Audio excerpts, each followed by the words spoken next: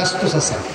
তো কি করে বলছিলাম, এই সোহাইব এবং বান্দির একটা দৌড় দিছে, গিয়া কয় মনিব আপনার একজন বাতুসপুত্র হয়েছে, আমি জীবনে কত সন্তান দেখি, এত সুন্দর সন্তান আর জীবনে কোনোদিন দেখি নাই, মনে নূরের পুতুল, আমার মনে সাক্ষী দেয় আপনার এই ভাতিজা হবে আখিরি নবী মুহাম্মদুর রাসূলুল্লাহ সাল্লাল্লাহু আলাইহি ওয়াসাল্লাম। এই কথা শোনার পরে আবুল আহাব কয়, সোহাইবা তুমি আমার ভাতিজার সুসংবাদ দিলা এবং প্রশংসা করলা, তোমাকে আমি কি দিয়ে খুশি করবো, যাও এই শাহাদাত আঙ্গুল দিয়ে ইশারা কয়, যাও আজকে থেকে তুমি আজাদ।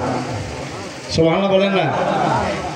আবু লাহাবের ইন্তেকালের পরে, মৃত্যুর পরে আব্দুল্লাহ ইবনে আব্বাস রাদিয়াল্লাহু তাআলা আনহু স্বপ্নে দেখেন আবু লাহাবকে জিজ্ঞাসা করে, ভাই কেমন আছেন? ওই বড় কষ্টের মধ্যে আছে, আমার ভাতিজা সত্য নবী ছিল কোনো সন্দেহ নাই, আমি তো আমার ভাতিজারে নবী বলে স্বীকার করি না, এই জন্য খুব কষ্টের মধ্যে আছি। তবে আব্দুল্লাহ ইবনে আব্বাস শুনিয়া রাখো, যেদিন আমার ভাতিজা দুনিয়াতে আসছিল 12 রবিউল আউয়াল সোমবারে, আমার বান্দি যখন আমার ভাতিজার খবরটা দিয়েছিল, আমি খুশি হইয়া আমার বান্দির শাহাদাত আঙ্গুল দ্বারা ইশারা করে আমি আজাদ করে দিয়েছিলাম। এই জন্য প্রতি সোমবারে আমার কবরের আজাব কমাই দেওয়া হয় এবং শাহাদাত আঙ্গুল যদি আমি চোষণ করি কিছু দুধ আর মধু পাই। একটা কাফের আবু লাহাব ভাতিজার জন্মের খবর পাইয়া, মুহাম্মদুর রাসূলুল্লাহ সাল্লাল্লাহু আলাইহি সাল্লামের জন্মের খবর পাইয়া বান্দি আজাদ করলে আল্লাহ যদি আযাব কমাই দিতে পারে, আমরা সেই দয়াল নবীর উম্মত, আমরা মুসলমান, নবীর আগমনে যদি আনন্দিত হই, খুশি হইয়া যদি মিলাদুন নবীর মাহফিল করি, আমরা আল্লাহ মাফ করে জান্নাত দিতে পারবে কিনা?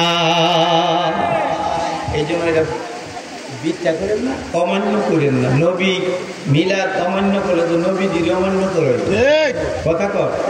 সুতরাং মিলাদ, ঈদি মিলাদুন নবী যা কটাক্ষ করেন না, এই কথা কয়েন না। ঈদি মিলাদুন নবী লাথি মারো, সিরাতুন নবী কায়েম করো, লাঠি লয়ে বয়ে চিন্তা করছে।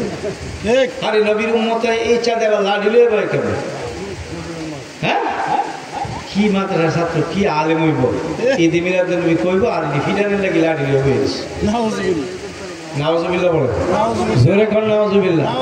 আল্লাহ যেন আমাদেরকে বোঝার তৌফিক দেন, জোরে আমিন বলেন।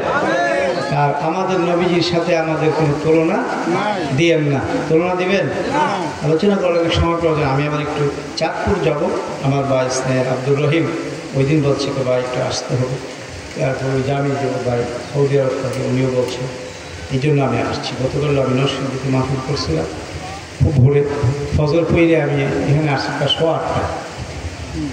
8:30টার দিকে আসছি। তো যাক, আমি আপনাদের সাথে একটু পরিচয় হলো, শামসুর দরবার তার কোনোদিন আসিনি, আসলাম, দেখা হলো, যাই কিছু ছোটাপাটা কথা বললাম। আর সবচেয়ে বড় জিনিস হলো, আপনি যে আবাদত করবেন, আবাদতের মধ্যে 2টা শর্ত আছে। এই 2টা শর্ত পাওয়া গেলে আপনার সব আবাদত করবো হলো। 1 নম্বরে হলো আপনার নিয়ত সহি দিব, 2 নম্বরে নবীর তরিকা মতো করতে হবে। ঠিক কিনা বলেন? সহি নিয়ত। আপনি যে আমলটা করবেন একমাত্র কার জন্য? আরে জোরে বলেন, কার জন্য? ইন্না সালাতি ওয়া নুসুকি ওয়া মাহইয়ায়া ওয়া মামাতি লিল্লাহি রাব্বিল আলামিন। নিশ্চয় আমার নামাজ, আমার কুরবানি, আমার হায়াত, মত, মরণ, জীবন একমাত্র আল্লাহ রাব্বুল আলামিনের জন্য, যিনি বিশ্ব জগতের মালিক। ঠিক নেই? 1 নম্বরে সহি নিয়ত, 2 নম্বরে নবীজির তরিকা। নবীর তরিকা ছাড়া আমল করলে এই আমল আল্লাহ গ্রহণ করবেন না, কবুল করবেন না। সুতরাং আমার নবীজির প্রধানকে অনুসরণ করবেন, নবীজির সুন্নতের তাবেদারি করবেন।